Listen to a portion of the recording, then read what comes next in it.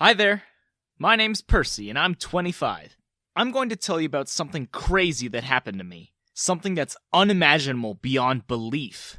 I was a pretty average guy to begin with, and I had wanted to keep it that way for as long as possible. But my life has been a struggle since close to the beginning. My parents weren't really financially stable, and sending me to a good school and covering all the other costs was too much for them. When I was old enough, I took up part-time jobs to lessen the burden, and that's how it continued for me. I moved out of my parents' house when I was a freshman in college. I kept on supporting myself through the various part-time jobs that I had. Things weren't really looking up for me, because I was so busy with multiple jobs at the same time. I couldn't focus on my studies, and my grades slipped severely. I was rejected by all the internships I applied for during my senior year. My degree was useless for me, and I had no other option but to rely on my part-time jobs for support. So, that's what my life had come to, doing part-time jobs to pay for my college tuition, but at the same time, failing to pass with good scores, and thus, gaining nothing in the end. Even after my college was over, I was stuck with those part-time jobs. Nothing changed for me, but I had accepted this way of life. I was happy as long as I had a roof over my head and could earn plenty of money to afford food. I didn't really want much. I had made peace with whatever I was capable of getting. But it seemed as if I couldn't catch a break. Life just had to throw more troubles along the way of my somewhat smooth-going life. A tragedy hit the nation and there was an economic crisis. Companies started firing employees to cut costs. And not just companies. Even small businesses started firing their staff. Of course, I was no exception. I was fired from all of my part-time jobs. They were mostly the restaurants where I used to work as a waiter for different shifts. But they said they didn't need me anymore, and they had to cut their losses. It already sucks getting fired from one job. Getting fired from 4 is like bedlam. I searched for a job elsewhere, far from where my old jobs were, but there was nothing for me. I was unemployed now. On top of everything, I had to pay my home mortgage and college debt every month. My savings depleted over the next 2 months, and soon I was left with nothing. I knew what kind of days were waiting for me. I got the call from my creditors sooner than later. I had to either pay my accumulating interest now or vacate the house. Well, I didn't really have a choice. I didn't have a penny to pay for the interest, so that left me with one other option. I had packed whatever stuff I owned in a box and was ready to leave my home for good, when, out of the blue, I received a notification from my bank. I was expecting to see something like, my account being closed because of zero balance. But it went completely in the other direction. About $100,000 had been added to my bank account, out of nowhere. Within the next few minutes, I received the message from my creditors that they had received my monthly payment and I could stay in the house. After I had just packed up and was ready to leave. The nerve. But besides that, how did my bank account go from zero to that much money within a matter of seconds? Did someone add money to my account by mistake? Or maybe it was a mistake on the bank's part. What if I had actually gone insane and was seeing things? Which wouldn't surprise me, in all honesty. I just read the message over and over again. I just went from on the verge of becoming homeless to out of the woods in 2 minutes. What was the bank playing at? I wanted to call my bank and ask what was happening, but on the other hand, I was afraid of doing so. What if they say it was a mistake and take everything away from me? I didn't want to have a scare like that again. I couldn't sleep that night. I was too busy thinking of all the possible reasons why this happened. The next morning, I received a message from my bank again. I was kind of afraid to open it. What if they realized it was a mistake? Might as well kiss my life goodbye and hand it over in a gift basket. Again, it was completely different from what I had thought. Another $1,000 was added to my account. Okay, what is actually going on now? Was this money really for me? Like, mine to use? I decided to test it. I made transactions to all my creditors, paying for the crazy amount of student debt I was in, along with all the interests. And, to my horror, all the transactions were successful. Which meant, in simple words, I was debt-free. Which isn't something a lot of people can say.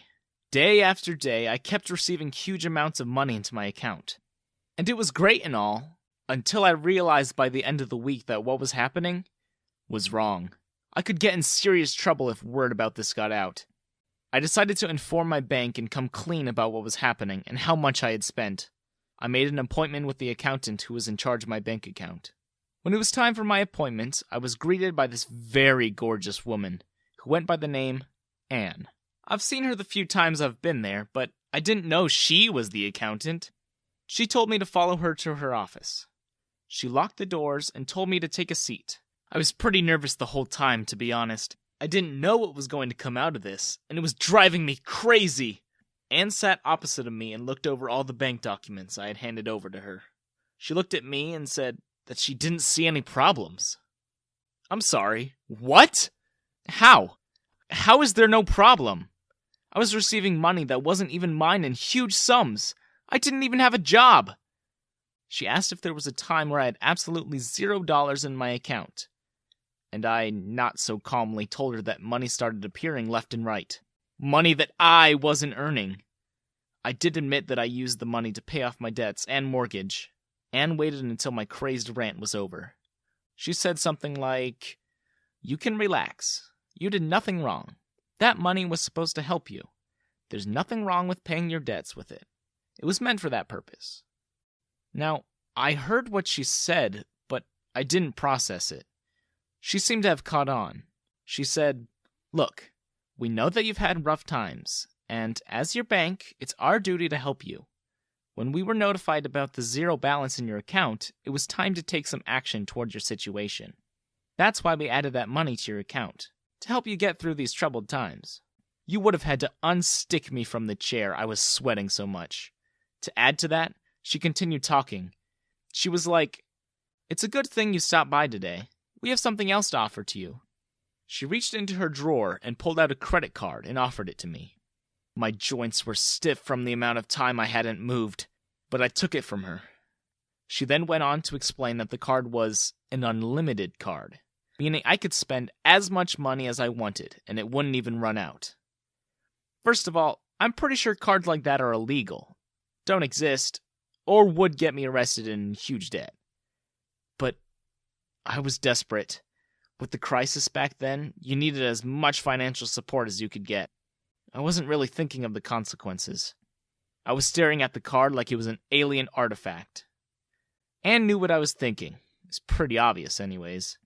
She went on to say something like, "As I said, it's our duty as your bank to help customers during this troubled time. We know how bad the situation is with the economic downfall. We're doing our best to help our loyal customers the best we can.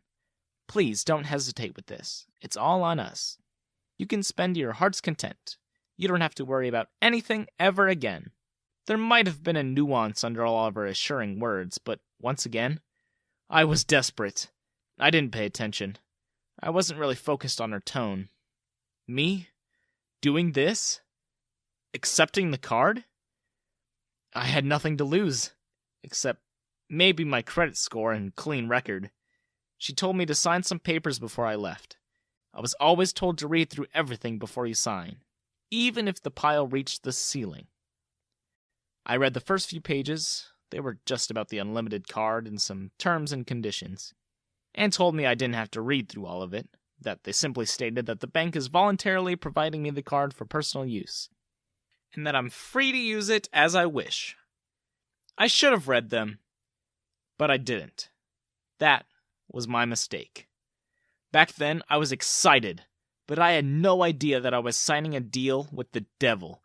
I was so happy at the idea of getting everything I desired that I didn't see Anne's true intentions.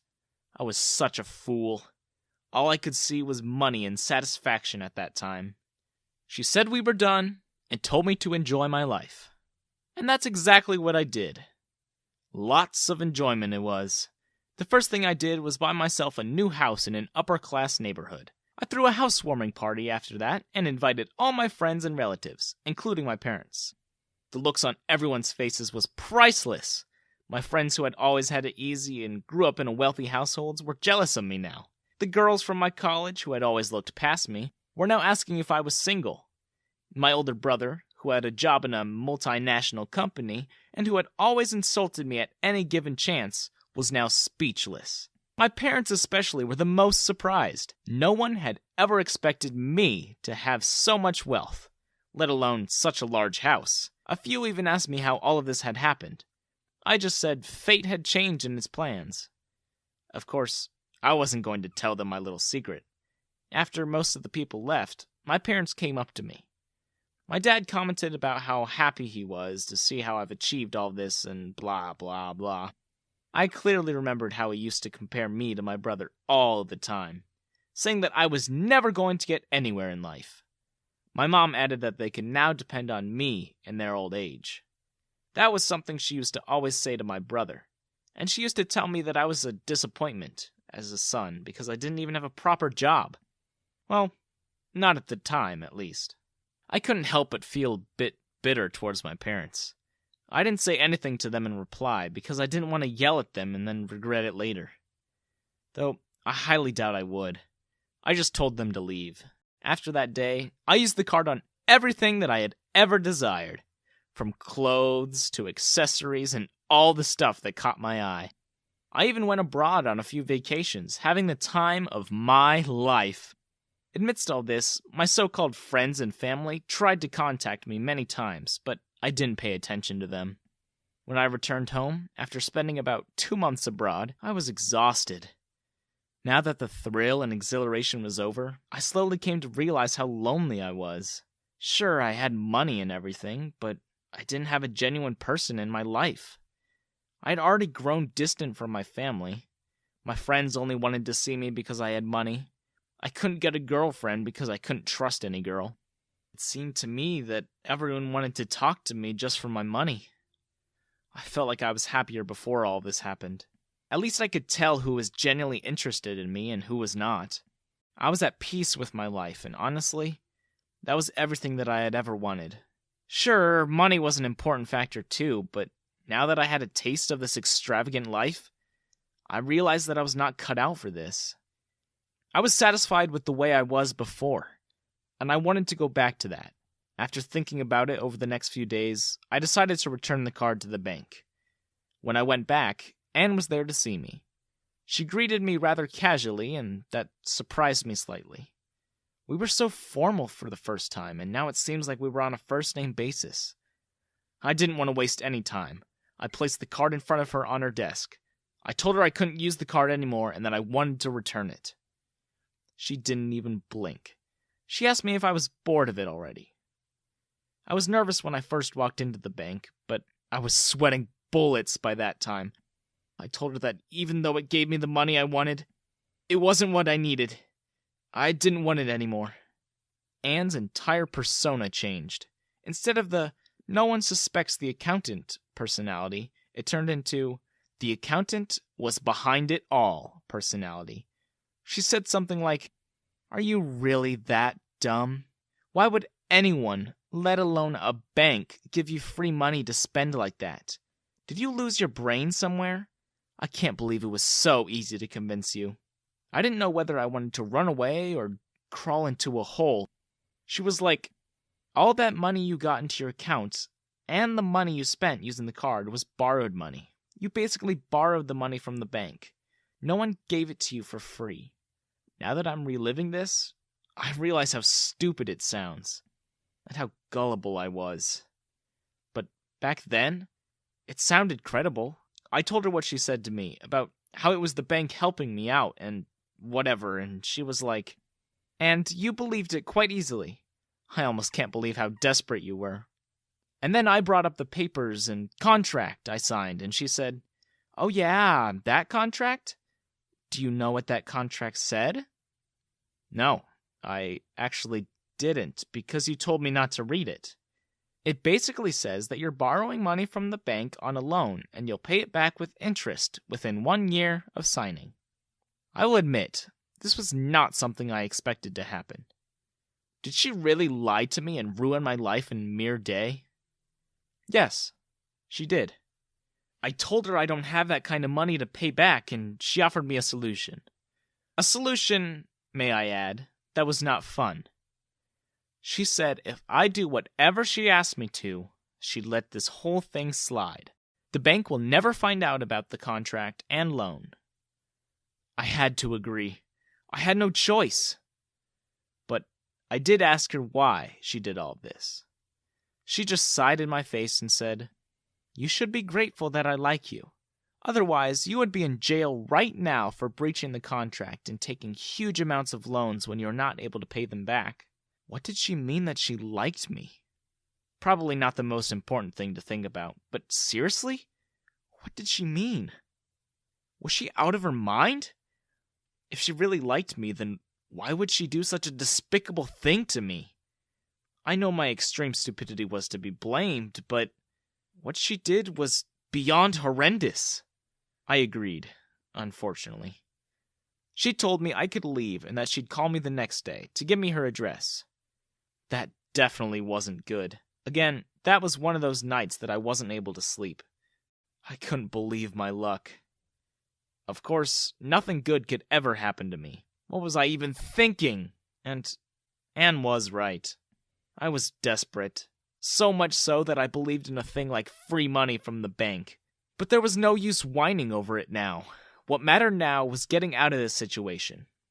The next day, Anne called me like she said she would. She wanted me to come to her house. I found her waiting for me in the driveway. She got inside my car without saying a word. She told me to just follow her directions as we drove. I asked her where we are going. She told me we were going to some college reunion of hers. Then proceeded to tell me that I was going to pretend to be her boyfriend in the midst of it. If I was driving, I would have slammed the brakes, shoved her out of my car, and drove off. But I didn't, and couldn't. I asked her why of all things would I pretend to be her boyfriend, and she was like, "Because I said so." Or, "I don't mind, we could always go back to the bank and talk about your loans." Well, I couldn't really argue with her. I got myself in this mess. I had to reap what I sowed. We reached the place where the party was being held. It was really embarrassing and awkward for me. I was pretending to be a boyfriend of a girl who had basically single-handedly ruined my life. She was controlling me like a puppet, doing as she pleased. I really didn't understand if she really liked me or she was simply doing it to torment me. The party finally came to an end. I drove Anne back to her home. When she got out of the car, she told me she had something else for me to do. What did she want now? I followed her into her house and she grabbed a bucket and handed it to me. She said, "I have a rat problem in my room. Get rid of the dead ones." I would have rather cleaned her car with my tongue than handled dead rats. But I had no choice. I had to do it. Just had to sacrifice my pride and dignity to do it. While I was de-ratting her room, cursing my life and my stupid self, something shone from under the carpet. I'm not the prying type, but considering my circumstances, I made an exception. I pulled the thing from under the carpet. It was a very familiar black shiny card. The unlimited card that had brought me here in the first place. I was about to toss it away when a thought suddenly struck my mind. Why was the unlimited card hidden like that? And why was it still here? What if it could still be used? I was no longer the owner of the card. That meant if I used the card, all the expenses would go into Anne's name. Maybe, just maybe, I had a chance to get back at her. If I spent using her card, then she would be under a lot of debt and would get in trouble with the bank. And since she was an employee there, it wouldn't go unnoticed for sure. I hid the card in my pocket and got back to my work. After I was done, Anne told me to go back home for the day. She told me to come back in the morning and prepare breakfast for her. She didn't know that I was never going to come back. I had the key to my freedom now. The following day, I put my plan into action.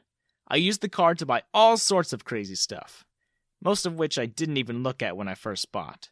I used it to buy villas and properties across the country, a private jet, and several other extravagant things. While I was at it, I also made big donations to various charities. All in all, by the end of the day, I was pretty sure I had made the bank go bankrupt. Anne had been calling me all day, but I blocked her number in the end. Now I just had to wait to witness the downfall of Anne, along with her job and the bank. What do you think about my story so far? Do you think I did the right thing? Would you have done something else if you were in my place?